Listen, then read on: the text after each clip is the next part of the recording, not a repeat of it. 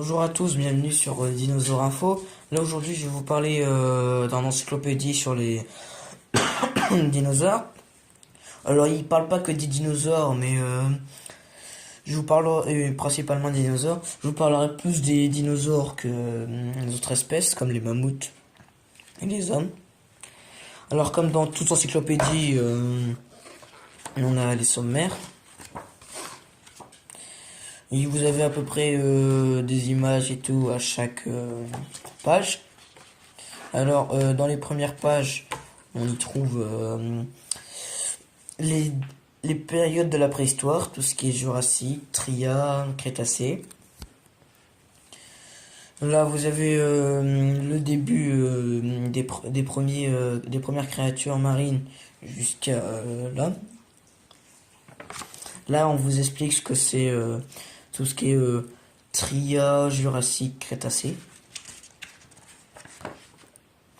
Alors là, vous avez comment ça se déroule pour les fossiles. Par exemple, là, vous avez les fossiles qui sont sur le sol. Et on vous explique comment ça se déroule quand ils sont dans la roche, quand ils remontent et tout. Là, vous voyez les scientifiques. Là, c'est aujourd'hui où les scientifiques ils déterrent les eaux. Et là, vous avez une image de fouille.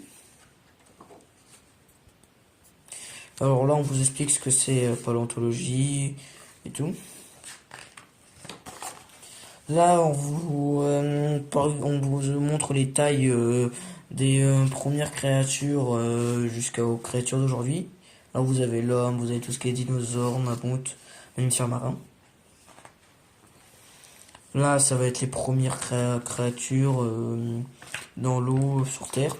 Bon, c'est plus parmi des végétaux que des végétaux, parce que végétaux c'est considéré comme un être vivant, donc ça parle plus des végétaux et des petits poissons. Mais c'est quand même bien de le regarder, mais c'est pas vraiment ce que j'ai le plus envie de vous montrer. Alors, je vais quand même vous montrer quelques images de ces certaines créatures. Mais je vais pas tout vous expliquer parce que je regarde pas trop ces trucs-là. Donc vous avez tout ce qui est plantes, premier mille pattes. Sauf que ça c'est des vrais mille pattes. Les grosses libellules, sortes de grosses libellules qu'on appelle Magénora. Voilà. Là c'est tout ce qui est poisson. Les végétaux là comme on vous l'a dit.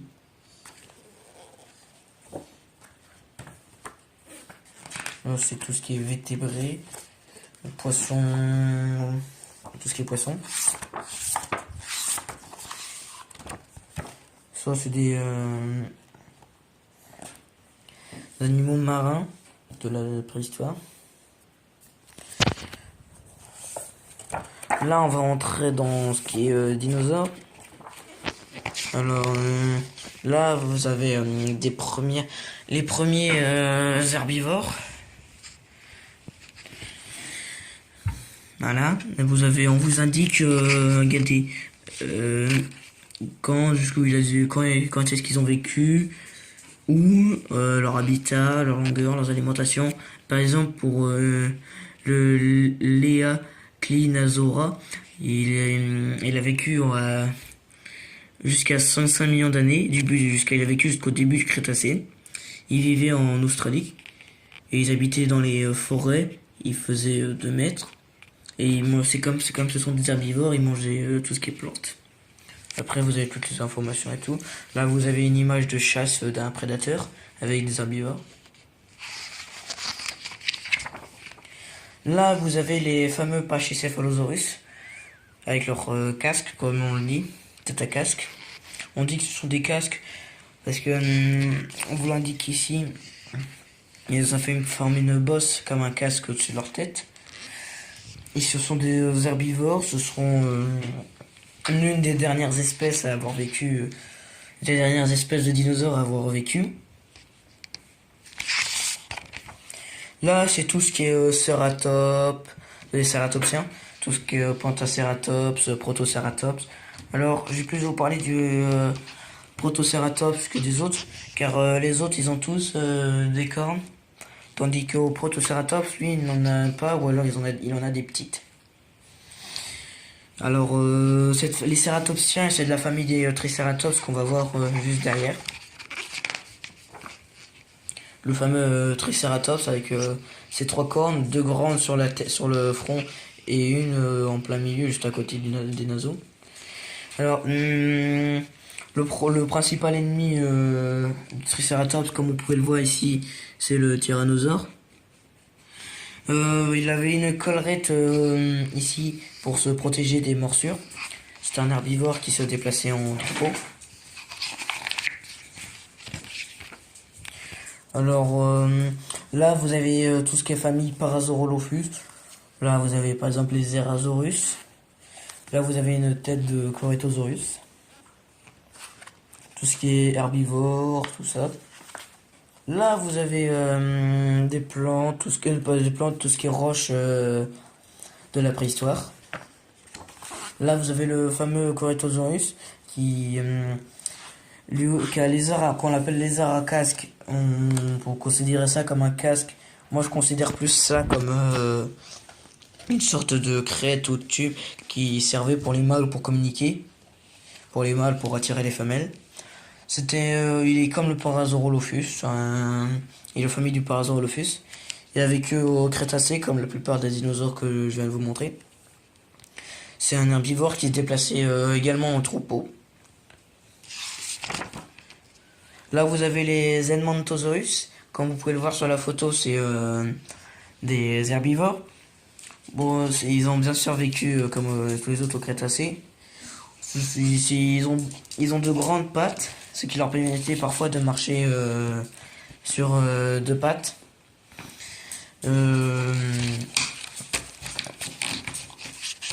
Ensuite, derrière, vous avez vous avez les Célidosaurus, comme les Edmontosaurus que je vous parlerai pas tout de suite. Et là, vous avez le Kentrosaurus. C'est comme un stégosaure, sauf que lui, il a de grandes pics sur les côtés. Alors, je vous expliquerai comme lui. Alors, la particularité de ces animaux-là, c'est qu'on peut considérer qu'ils ont comme 2 cerveaux. Ils ont de petites pattes à l'avant et de grandes pattes à l'arrière. Ils ont une queue avec des pics qui leur servaient de défense. Ils avaient des plaques sur le dos qui leur servaient pour se rafraîchir ou se chauffer. C'était également des herbivores qui vivaient en troupeau, mais pas tous. Là, vous avez tout ce qui est ankylosore. Alors là, vous avez par exemple le Gastonia qui est très protégé. On surnomme tout ce qui est ankylosore. L'ankylosore, on l'appelle le char d'assaut vivant, car ils sont protégés de la tête, du cou jusqu'à la queue. Le Gastonia, lui, n'a pas de masse à l'arrière de la queue.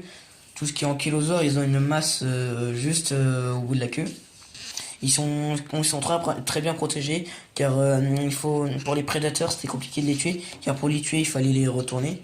On peut voir une scène d'ankylosaure qui se fait tuer dans le film Jurassic World, le tout premier avec l'Indominus Rex. Là, vous avez encore, comme je vous le disais, comme un ankylosaure. Celui-là s'appelle l'Oplocéphalus. Bon, j'apprends certains. Il y en a certains que j'apprends comme vous. Alors, on peut considérer comme la Batmobile de Batman, car il était très puissant. Il peut tout détruire sur son passage. Là, vous avez les prosauropodes, les dinosaures avec des pattes et avec des mains à l'avant, des herbivores.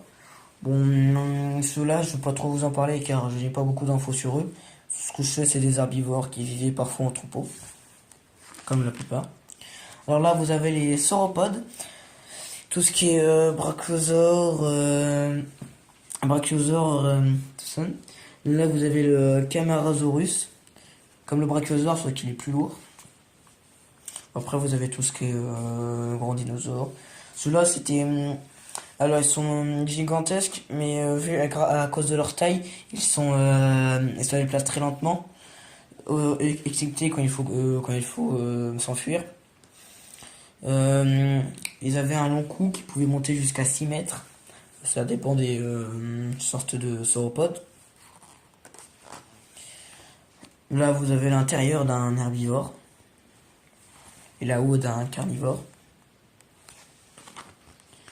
Là, c'est un autre sauropode. Bon, je vais pas trop vous en parler vu que je viens de vous parler des sauropodes juste avant. Là, vous avez tout ce qui est Diplodocus, la famille des Diplodocus. Bon, le Diplodocus, c'est un sauropode, mais il a une famille. Là, vous voyez, un Diplodocus, ça peut faire la taille du pont. Là, vous avez encore des sauropodes, les Barasaurus. Eux, par contre, ont vécu au Jurassique. Là, vous avez des images de squelettes dans les musées où on vous explique si ce sont des vrais ou de faux os. Là, vous avez une autre espèce de sauropodes. Ceux-là, on les appelle les Titanosaurus. C'est une autre famille. Là, vous avez l'Argentinosaurus, le Titanosaurus. Ça, c'est les empreintes de pas qu'on a retrouvées dans le sol. Là, vous avez les théropodes, les premiers, les carnivores. Quelques premiers carnivores.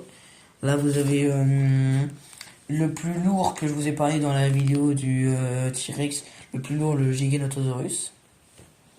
Après, vous avez Synraptor, Monolophosaurus. Là, vous avez les Eoraptors, l'un des premiers carnivores qui, du coup, est vécu jusqu'au Trias. Il se nourrissait parfois de ces petits pour survivre, car il se déplaçait beaucoup dans le désert. Là, vous avez les Coelophyx, comme les Compsognathus. Ce sont comme des Compsognathus, des charognards, mais en beaucoup plus grand. Eux, ils ont vécu jusqu'à la fin du Trias. Ils se déplaçaient en groupe et se nourrissaient de chair. Là, vous avez un carnivore qui, excepté la plupart des carnivores dont on vous parle dans les films Jurassic World, qui a vécu en France, celui-là. Parce que la plupart des carnivores qu'on voit dans les films Jurassic World, tout ça, viennent d'Amérique. Lui, il a vécu jusqu'au milieu Jurassique.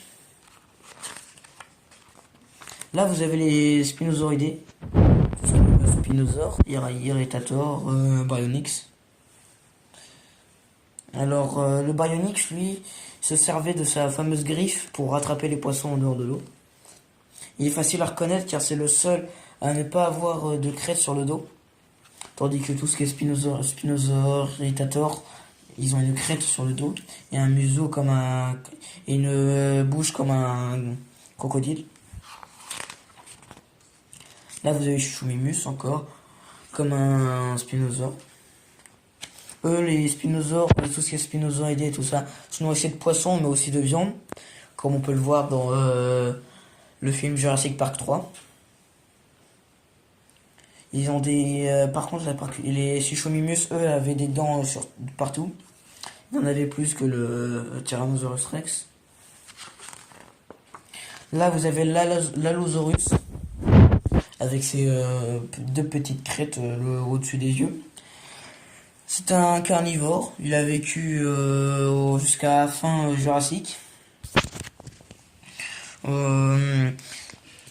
Et il avait des dents extrêmement tranchantes qu'on surnommait dents de tueur. Lui, comme vous le voyez, il vivait aux États-Unis et au Portugal. Voilà. Là, vous avez la famille du tyrannosaure. Là, vous avez l'Albertosaurus. Ça, c'est tout ce qui est famille de tyrannosaures, mais c'est tout ce qui est, ce sont les cousins du tyrannosaure. Là, vous avez une séquence d'un tyrannosauridé qui dévore un corythosaure. Là, vous avez le fameux Tyrannosaurus Rex, là où on a une séquence où il se nourrit d'un Triceratops.